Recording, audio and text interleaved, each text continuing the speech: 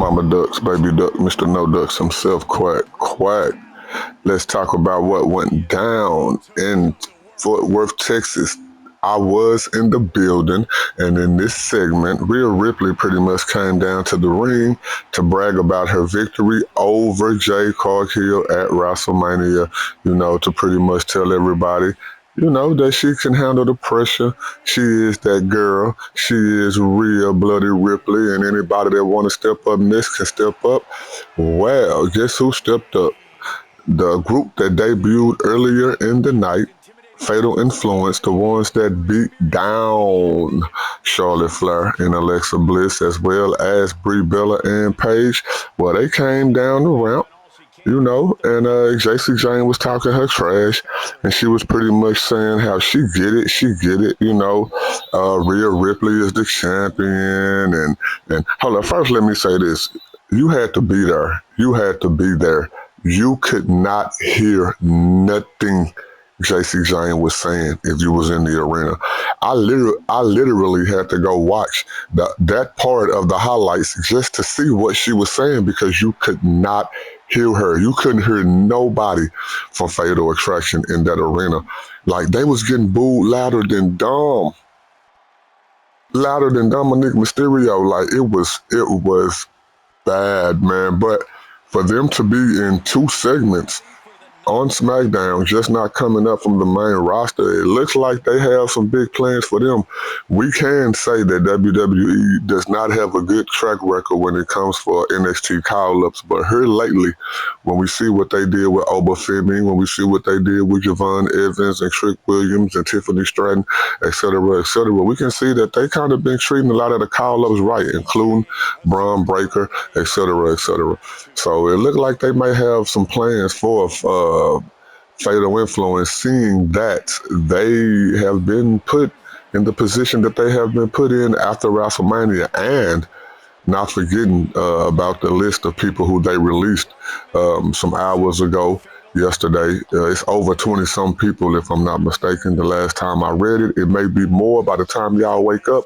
But seeing that Fatal Influence was not on that list, and JC Jane being the leader of Fatal Influence, seeing that y'all remember Fatal Attraction, the girl that used to go with Otis, the redhead girl that used to use the rose as if it was some kind of gun. Those were the two females who it looked as if they was going to give the most shine to. But we know that I can't think of their names for nothing. Like, I don't really be forgetting wrestlers' names, but it's slipping my mind right now. Y'all will probably hear me say it in a later video.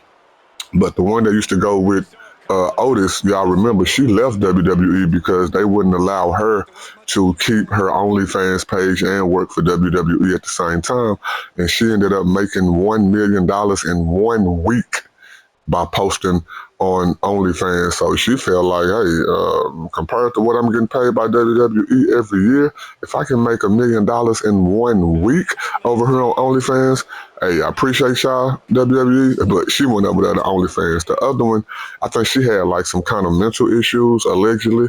Don't hold me to that or whatever, but it was some, if I'm not mistaken, going on with her personal life, and they ended up releasing her too. So JC Jane ended up becoming the leader of the Fatal group. It was first called Fatal Attraction, now it's Fatal Influence. Valen Healing, the one that you see coming down the ramp right now, she used to be an enemy to Fatal Attraction, but somehow she ended up joining it along with JC Jane throughout the NXT storyline. Don't really have time to go over all that, but if you into it just like I am, then you already know about it. If you're not, then I would suggest you go back and watch it. Go catch up with these girls who just made the main roster. The other one, I like to call her LR or whatever. I know her last name Reed. Her first name kind of skipped my mind sometimes. She's new to the group. They used to have this girl named Jasmine in the group, and Jasmine was the third leg of this Fatal Attraction group. This girl that's going to come out right now, she was the third girl they put in the group. She was new to the roster. I don't know why they released her or why they took her out the group. I don't know if that was because of injury or whatever it was about. But the new girl that they got in the group, I like to call her LR. I know her last name Reed or whatever. So she's new. She's so new. She's not even in the game. That's how new she is. But she obviously was good enough for them to bring her up with Fatal Influence to the main roster. So anyway, let's get back to what happened happened out here in Fort Worth, Texas, in which your boy was in the building for, and I probably know a couple of things that y'all probably didn't get to see on TV. So anyway, Fatal Influence come down to the ring. JC Jane, man, she was trying to overtalk the boos, but the boos were so loud, man. I wouldn't say that the boos caught her off guard, but she definitely had to adjust to the boos because it was no way that you could hear them. The boos were so loud that Rhea Ripley was even putting her fingers in her ear. You know what I'm saying? And she was telling her, pretty much letting her know, like you can't talk over all these boos, So JC Jane was telling Rhea Ripley, she'll be the first one to give her credit that she had a big win at WrestleMania, and she was giving her props for her win. But Rhea Ripley ended up talking, and Rhea Ripley was pretty much saying, "Look, y'all ain't out here scaring nobody. Like, look at what I did to JC Jane, Me Chan, and B Fab. I already had to fight 3 girls, and I came out with the tag team with the women's championship on my shoulder. So look." Rhea said that she seen what they did earlier in the night. They took out a bunch of legends, Charlotte Flair, Alexa Bliss, Brie Bella, Paige, and she was like, it's quite impressive what y'all did. But Rhea said, let me give y'all a little lesson. Y'all should quit while y'all ahead because even though Rhea is going to be a legend, she's not a legend right now, and they ain't going to be able to take her out. Because again, look at what she did to Jay Cargill, Me Chan, and B5. And so Fallon Henley ended up getting the mic, and she was like, look, you can stop all that. Because what we did to those 4 girls, it ain't going to be nothing compared to what we do to you as one person.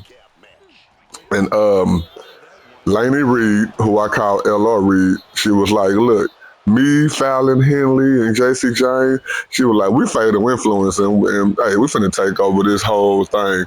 Rhea started laughing at him, and she told JC Jane, well, look, if y'all think that Jade was cocky, I think that you way more cockier than Jade.